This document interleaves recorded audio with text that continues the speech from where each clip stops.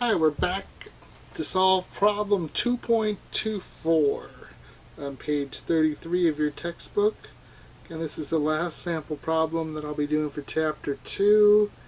And in this problem, there's a generally held belief by observers of the business world that taller men earn more money than shorter men. So the University of Pittsburgh did a study with 250 MBA graduates. All were about 30 years old and were polled. They were asked to report their height in inches and their annual income to the nearest thousand. So we see here height 68, and that would be 65,000 because it's not displaying the thousand. So in this case, for this problem, we're asked to draw a scatter diagram of the data. So what I'm going to do is just go down. I'm going to hit N down and go back here. And now I'm going to hold the Shift key and hit Home. Home again. Well, actually End up. N key and up. So now I've got this range selected from A1 down to B251, I believe.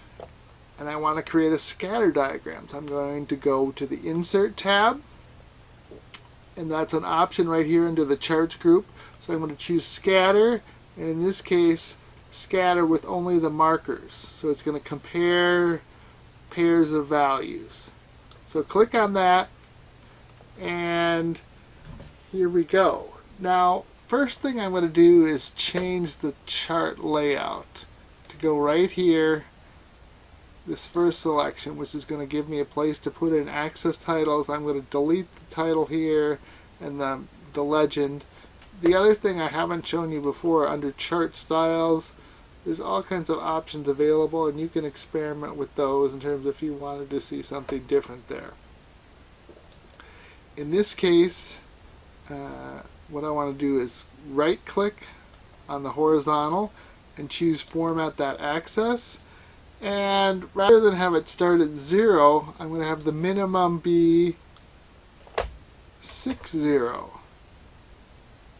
And on the max, rather than go to 100, I'm going to make that 80.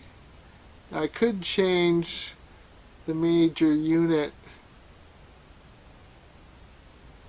in this case, rather than 20, I could make that, say,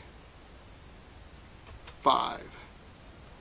Click Close, and now you can see that I've got it starts at 60 and goes up to 80 in 5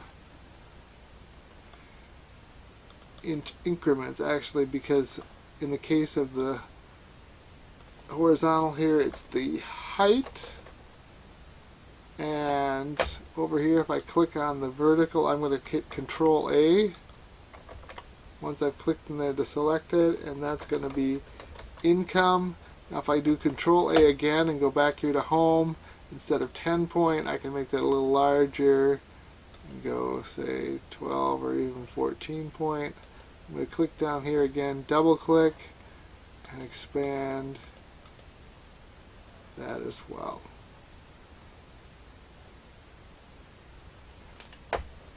And again, I can move this around. Can expand it a little, and with not a whole lot of effort, I can get a pretty nice looking chart. Now in this case, I might want to get rid of the chart title and that legend. I can select none there. Again, all those options are available under the Layout tab with Chart Tools, and those are context sensitive.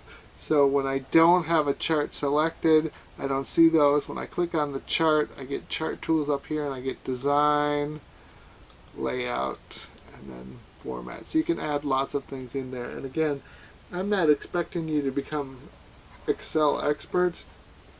I show you the basic kinds of things you need to be able to do with Excel.